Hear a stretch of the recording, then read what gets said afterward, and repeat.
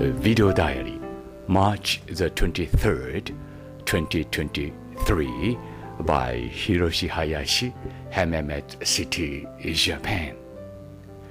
Here in this video, I'd like to explain how I found or how I noticed two important words, forgive and forget, in my life, okay, in English. First of all, I have to apologize myself that I haven't used English in my daily conversation for over 40 years since when I made an accident, airplane accident at Haneda Airport when I was around 30 years old. So, please forgive my poor English. Anyway, I'd like to talk about the very important two words, forgive and forget. When I was a little bit depressed and I was down when in IH College, Melbourne University, when I was a student there, law school student there, I was in the common room in the college, and I was just thinking something about my friends and about other people. A friend of mine, good friend of mine, came to me and sat beside me and taught me, Hiroshi, forgive and forget.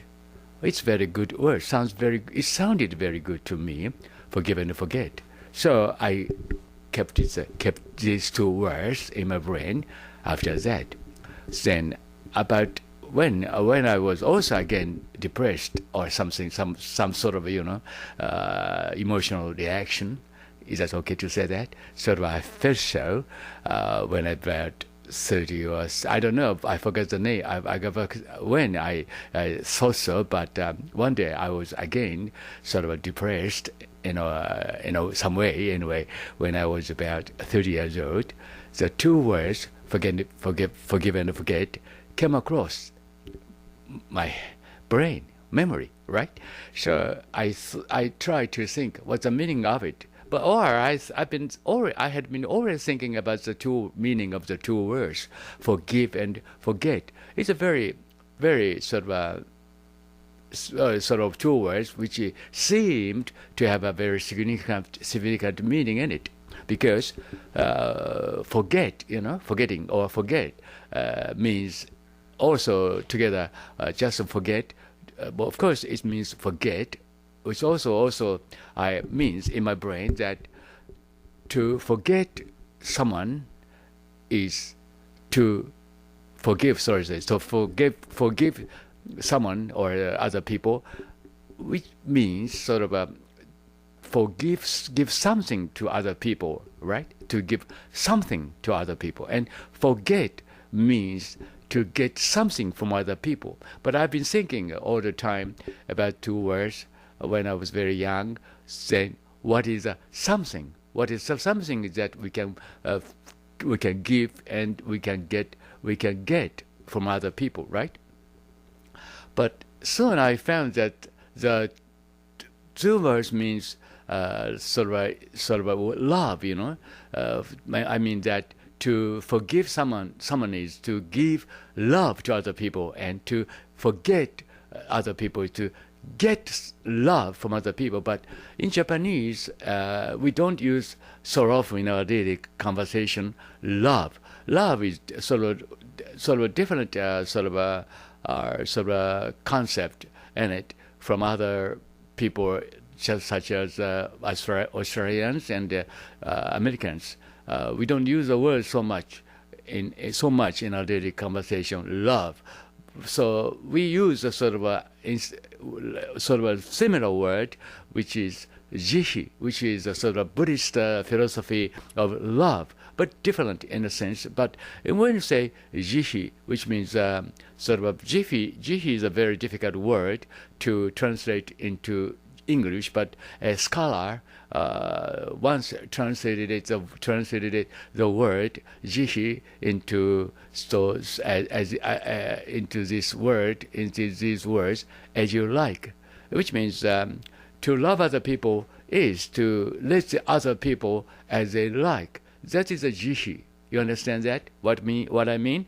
I mean, I'm sorry for my poor English anyway. In Japanese use the word jihi instead of love, or in case when you use love we say jihi, which means somewhat similar to love but bit different. Love is sort of a love, so open your mind and give them the heart, whole totally all love to love, sort of feeling to them. But I don't know the meaning of the love. But in Japanese, in Japan, when you use love, it's a sort of a love between young man and young woman. To love is sort of in a sense it's very related with the sort of sexual intercourse or something like that. So we never use the words love to my parents, to my sisters and brothers, or to other people around you, but only we use the word love to a sort of sweethearts or sort of girlfriend or boyfriends. So different concept we have between love, about the love between sort of other people outside Japan. Anyway, that's not so important. We say jihi, which means sort of similar instead of love in our daily conversation, which means as you like. Means it's a sort of a love, isn't it? Love is sort of a feeling or emotional reaction to let other people as they like, or to make them happier. We say jihi, as you like, do as you like, as you like. That means jihi, or some word like this. Anyway, back again to the sort of story about the forgive and forget. I was thinking all the time about these two words, forget and forgive and forget, right? Then what is something? Okay, to forgive someone is to give something, right? And to forget is to get something from other people, right? So then I was thinking what the something was when I was very young. But one day I invited two missionaries from Mormon to my dinner because they taught me English sometimes. But when I invited to my dinner, and when I was sort of enjoying my dinner at my home, I asked, they are very young, about around 20 or 22 years old, from United States of America. Anyway, when they came to my house, and I asked them what's the meaning of forgive and forget, and they say it's a common word among them, because they use the words so often in their daily conversation, forgive and forget. So I was very much surprised to know that. Then I asked them, how come do you know that two words? As they say, it's written in the Bible. Since then I've tried to find the word, two words in the Bible, but I couldn't find it. But two missionaries told me that. But when I said to them, I forgot their name, but two young missionaries from United States of America, USA, I asked the meaning, and then I explained how I found the meaning of it. Okay, listen to me.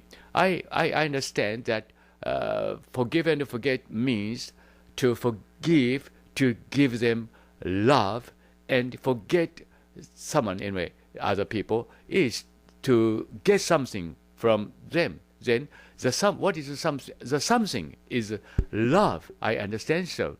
But the two missionaries said, of course, yes, you're correct, Hiroshi, or something like that, right? So I was again surprised to know that very young missionary knew the meaning of the two words anyway, which I didn't know, or which I found to know taking a long time anyway after the experience in IH College, Melbourne University, Australia. And at that time I was about 40 years old, I remember that.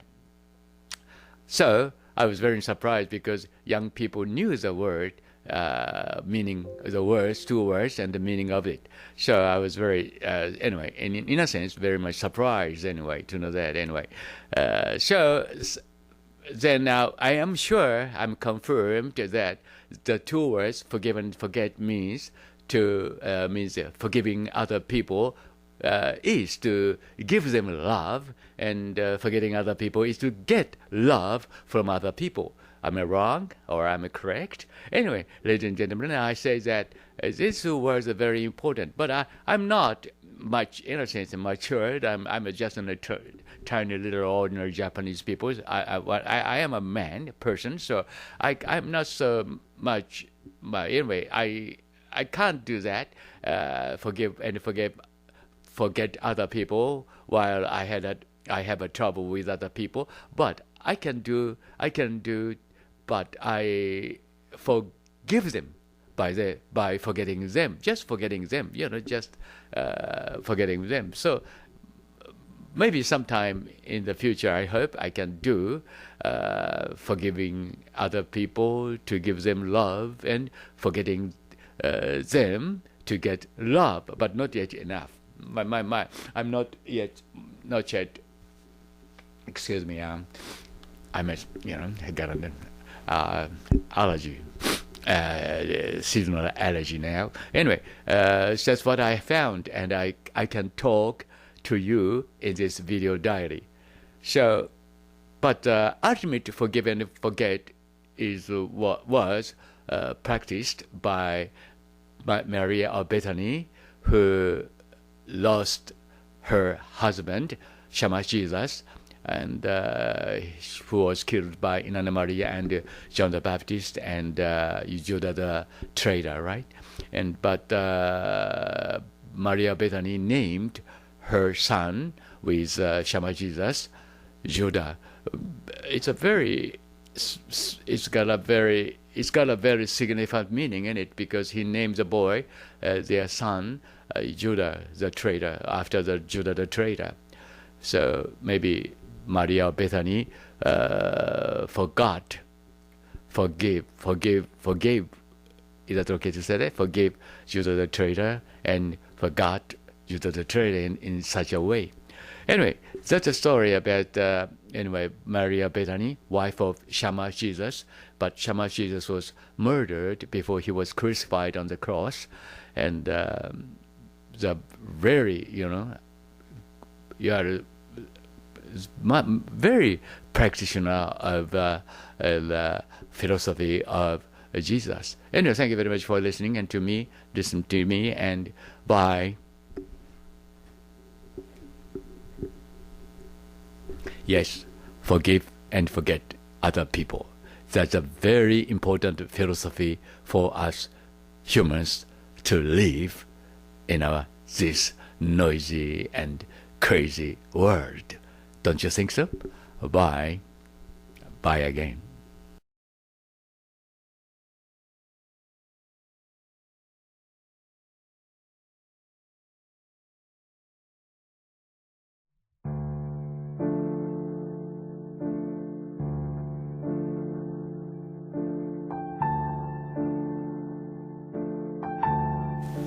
Hope is being able to see that there is light despite all of the darkness.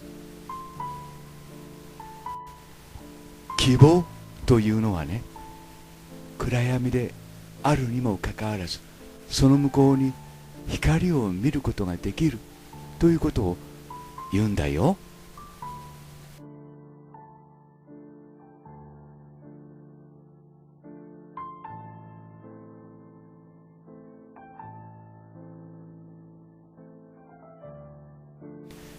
Even your past pain can be a blessing to someone.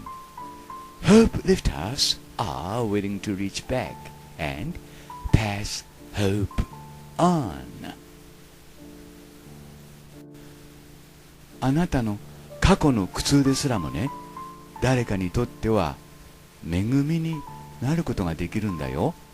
だからね、みんなに希望を与える人というのはね、自分の過去を喜んで振り返り、そしてそれを喜んで次の世代に伝えていくことができる人のことを言うんだよ。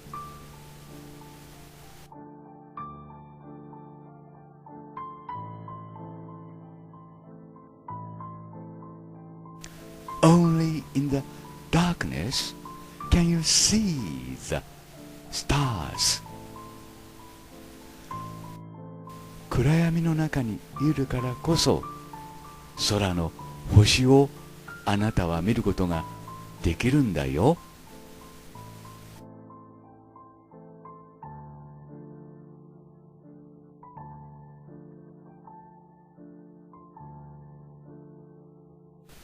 Everything that is done in the world is done by hope. この世界でなされたすべての素晴らしいことはね、希望によってなされたものなんだよ。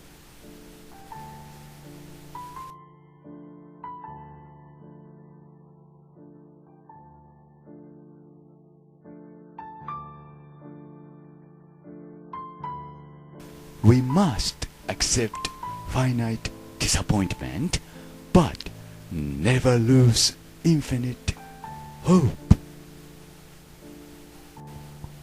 生きるということにはね、いつも失望がつきまとうよ。でもね、決して無限の永遠の希望は諦めてはいけないよ。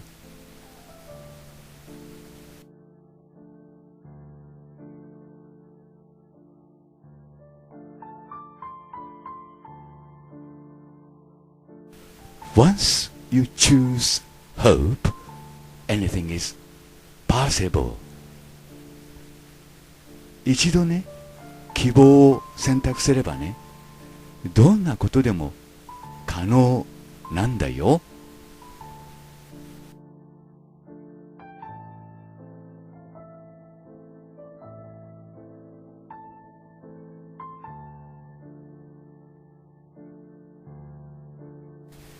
A strong mind always hopes and has always cause to hope.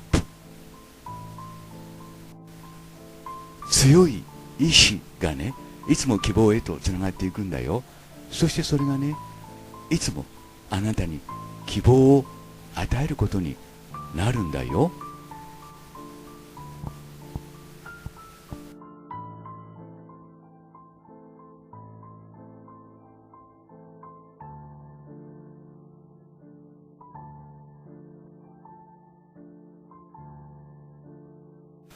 The natural flights of the human mind are not from pleasure to pleasure, but from hope to hope.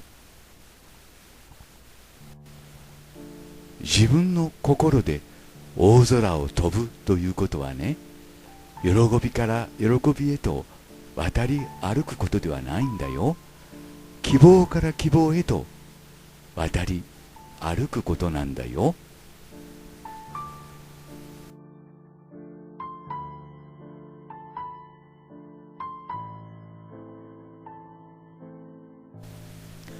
If you only carry one thing throughout your entire life, let it be hope. Let it be hope that better things are always ahead. Let it be hope that you can get through even the toughest of times. Let it be hope that you are stronger than any challenge that comes your way. Let it be hope that you are exactly where you are meant to be right now, and that you are on the path to where you are meant to be. Because during these times, hope will be the very thing that carries you through. もしあなたがね、全生涯を通してただ一つのことをしているとするよね。だったらそれを希望としなさいよ。いいかな？それを希望としなさいよ。そうすればいつもより良いものがあなたの前にありますよ。そしてそれを希望としなさいよ。そうすればどんな困難の時もそれを通り抜けることができますよ。そしてそれを希望としなさいよ。そうすればどんな邪魔が入ってもあなたは強くなれますよ。そしてそれを希望としなさいよ。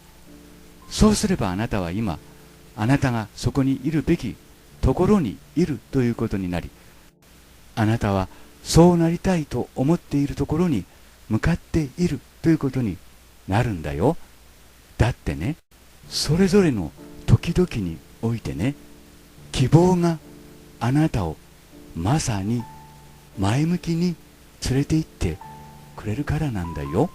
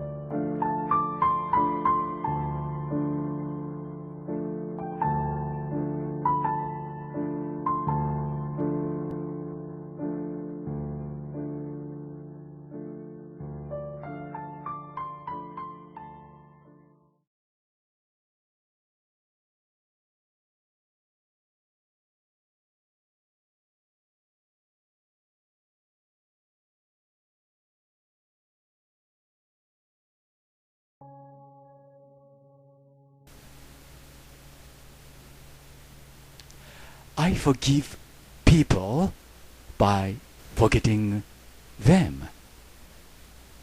私はね、そういう人たちを忘れることによってそういう人たちを許していますよ。広林、浜松 City, Japan.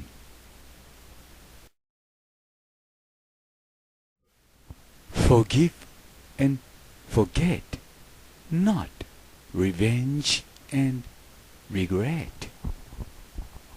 許して忘れるんですよ。決して復讐したり悔やんではいけませんよ。Forgive and forget, but never forget to forgive. You may find a happier heart is a key to a happier life. 許して忘れなさいよ。でもね、相手を許すことを決して忘れてはいけませんよ。あなたはね、幸福な心が、つまりは幸福な人生への鍵だということをね、知ることになるかもしれないよ。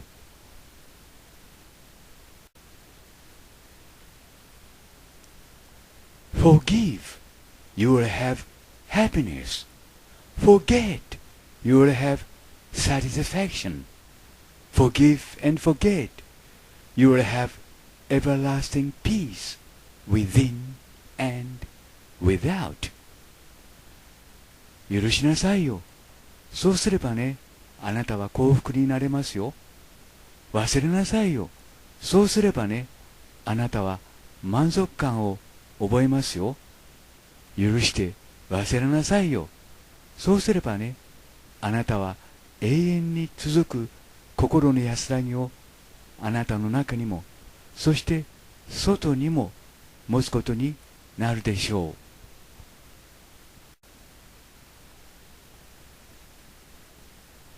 う。Remember, when you forgive, you heal, and when you let it go, you grow. 覚えておくといいよ。あなたが人を許したときにね、あなたは心が癒されるよ。そしてね、あなたがそれを解き放ったときにね、あなたも成長するんだよ。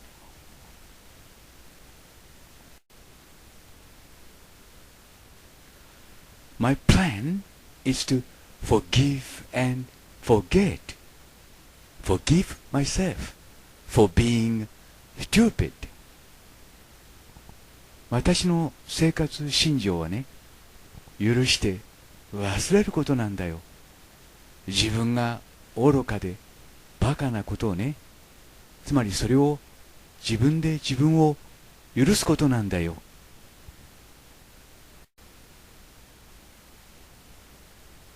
I forgive people by forgetting them. 私はね、みんなのことを忘れることによって、そしてね、みんなを許しているんだよ。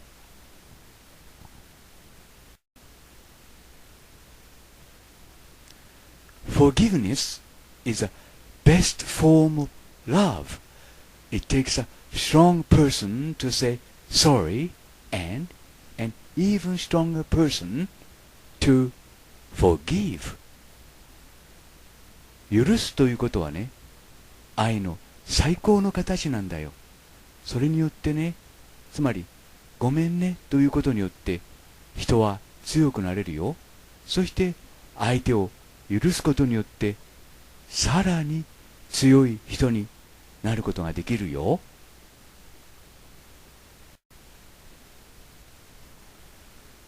Forgive and forget. It may not change the past, but it gives the future a chance. 許して忘れなさいよ。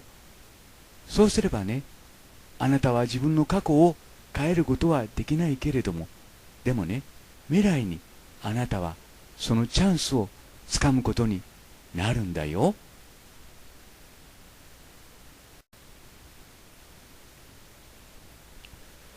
Forgive others not because they deserve forgiveness, but because you deserve peace. 他の人を許してあげなさいよ。でもね、それはその人たちに許してもらう価値があるからではないんだよ。それはね、あなた自身に、あなた自身が心の安穏を手に入れる価値があるからなんだよ。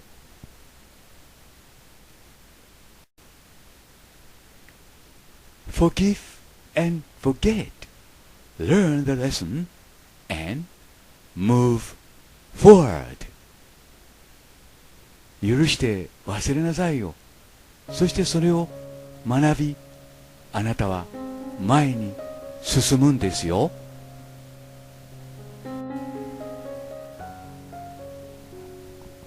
I forgive a lot, but I never forget what's said and done. 私はたくさんのことを許すよ。でもね、私は決して自分が言ったこと、あるいはしたことは忘れないよ。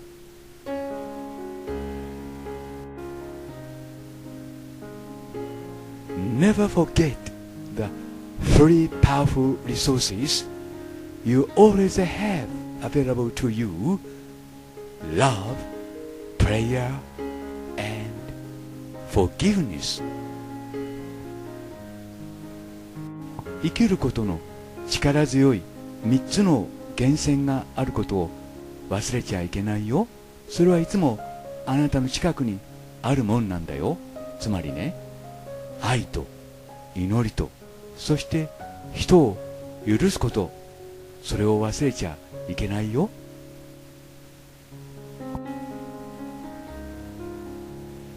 Forgiveness quotes to help you let go out of the past.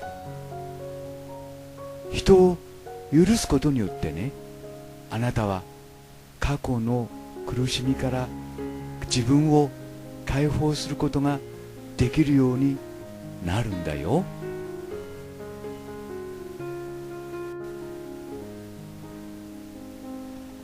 Forgive, forget, and move on.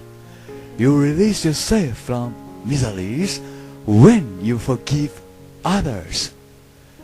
You are one level higher than those who keep grudges and unable to let go. 許して忘れなさいよ。そして前に進むんですよ。あなたがその人たちを許した時にね、あなたは自分の惨めさから解放されることになるんですよ。そしてあなたはね、怨念を心に持ち、そしてそれを解き放つことができなかった自分よりもね、一つ上のクラスの人間になることができるんだよ。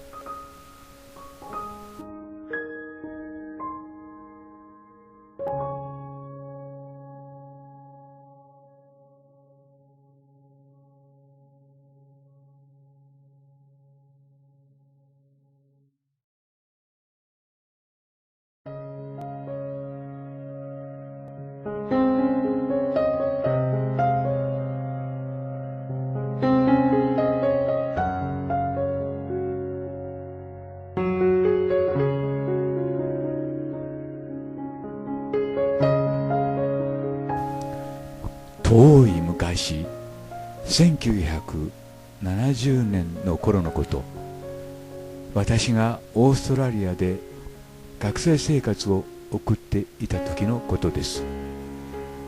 人とのトラブルで私が何かを悩んでいると、オーストラリアの友人はいつも私にこう言いました。ひろし、許して忘れろ。OK? と。英語では Forgive and forget と言います。聖書の中の言葉らしいのですが、それはともかく、私は長い間この言葉の持つ意味を心のどこかで考え続けていたように思います。 Forgive、 つまり許すは与えるためとも訳せます。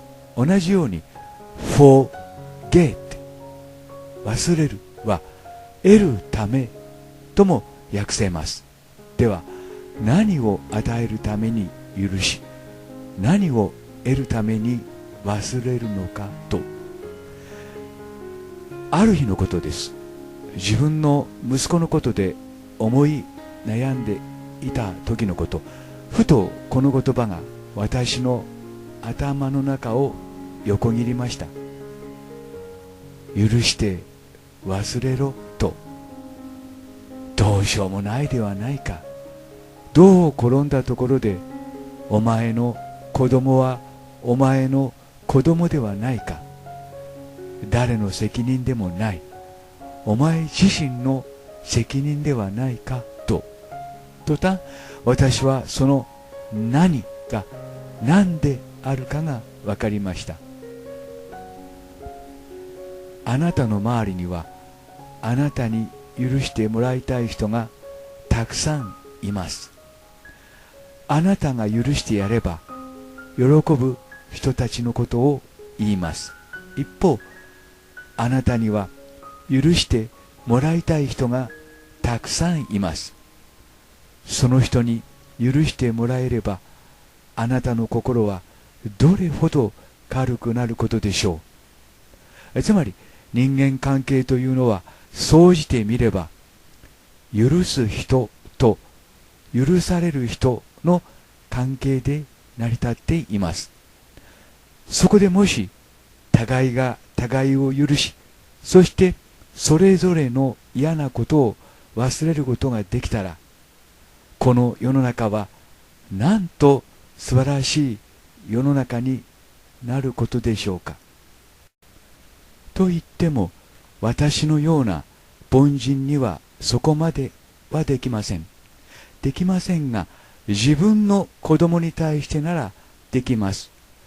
私はいつしか出来の悪い息子たちのことで何か思い悩むたびに、この言葉を心の中で念ずるようになりました。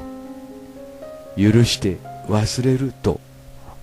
つまりその何についてですが、私はこう解釈しました。人に愛を与えるために許し、人から愛を得るために忘れると。子供について言えば、子供に愛を与えるために許し、子供から愛を得るために忘れると。これは私の勝手な解釈によるものですが、しかし子供を愛するということはそういうことではないでしょうか。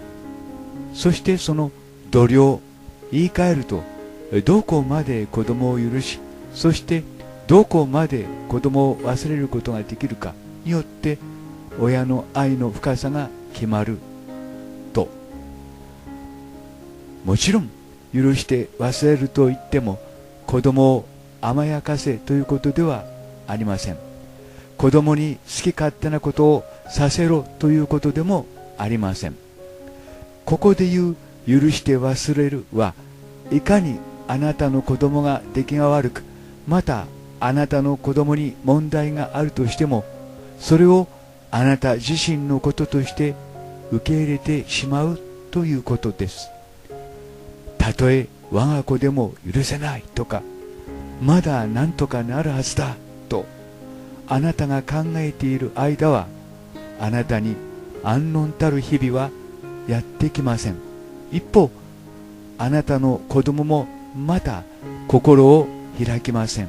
しかしあなたが子供を許し、そして忘れてしまえば、あなたの子供も救われますが、あなた自身も救われます。なんだか込み入った話をしてしまいましたが、子育てをしていて袋小路に入ってしまったら、どうかこの言葉を思い出してみてください。許して忘れる。Forgive and forget と。それだけであなたはその先に出口の光を見出すはずです。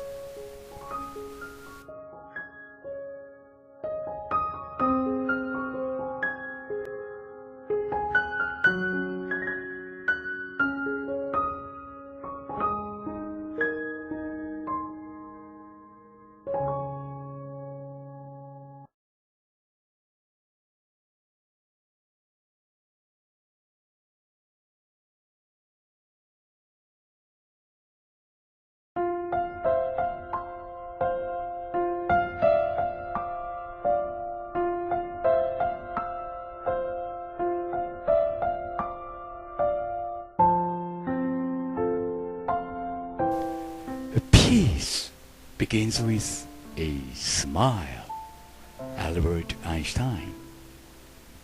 心の安らぎというのはね、微笑みから始まるものなんだよ。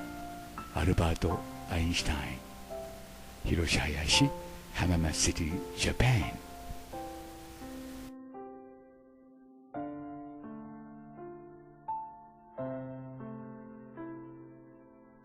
To find peace, sometimes you have to be willing to lose your connection with the people, places, and things that create all the noise in your life.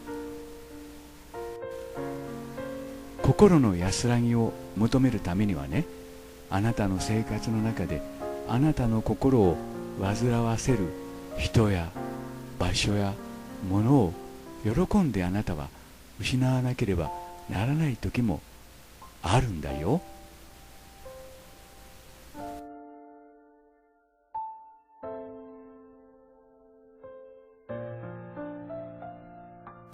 To be calm is the highest achievement of the self.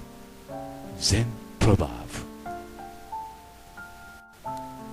禅の世界においてはね、穏やかであるということが己の最高の境地ということになるんだよ。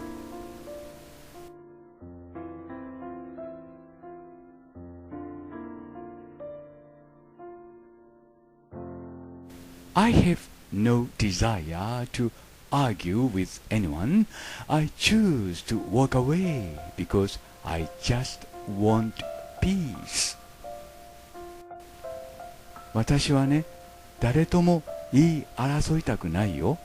で、そういう時はね、心の安らぎを求めるために、そういう人たちから歩き去っていくことにしているよ。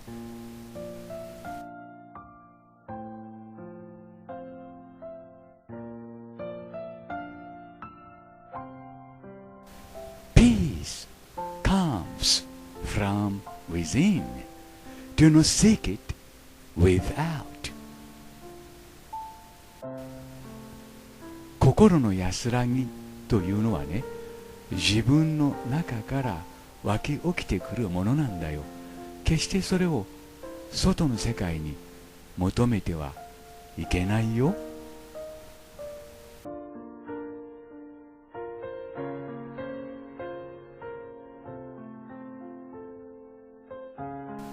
Be selective with your battles. Sometimes peace is better than being right. 心の闘争については選択しなさいよ。時にはね、自分の正しさを主張することよりもね、心の安らぎの方がより良いことなんだよ。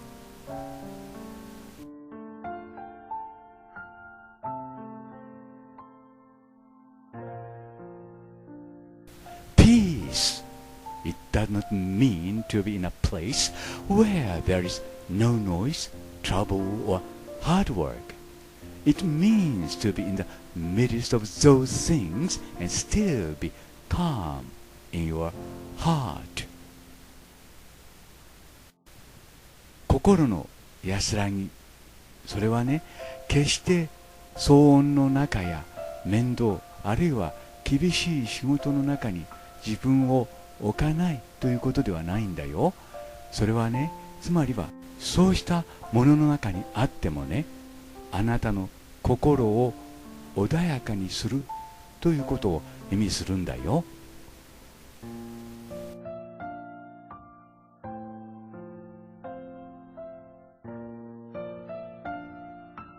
You will never find peace of your mind until you listen to your heart. あなたがね、あなたの心に耳を傾けない間はね、あなたは決して心の安らぎを見つけることはできないよ。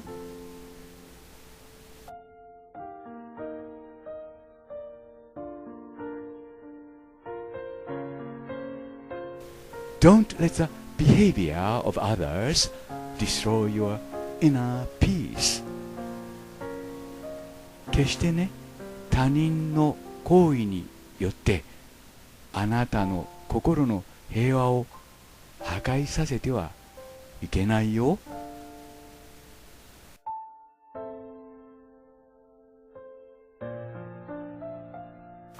Peace cannot be kept by force. It can only be achieved by understanding. 平和というのはね、力ずくで守ることができるものではないんだよ。平和というのはね、ただ理解のみによって達成できるものなんだよ。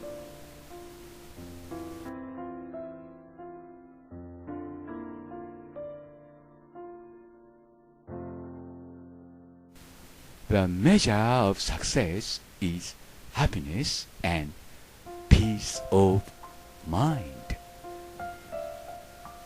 その人が成功したかどうかの尺度はね、その人が幸福かどうか、あるいは心の平和を持っているかどうかで決まるものなんだよ。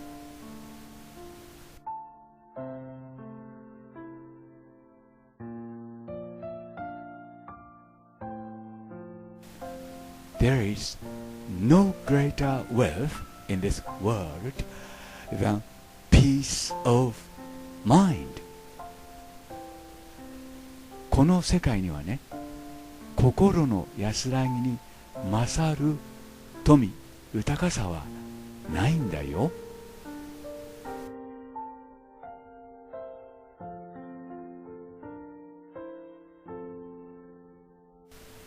The quieter you become, the more you can hear. あなたがね、静かになればなるほど、あなたはね、人の話をよく聞くことができるようになるんだよ。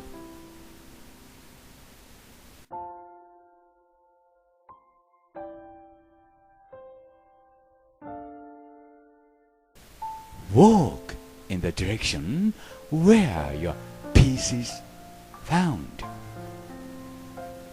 あなたのね、心の安らぎを見つけるところを目指してあなたは歩くんですよ。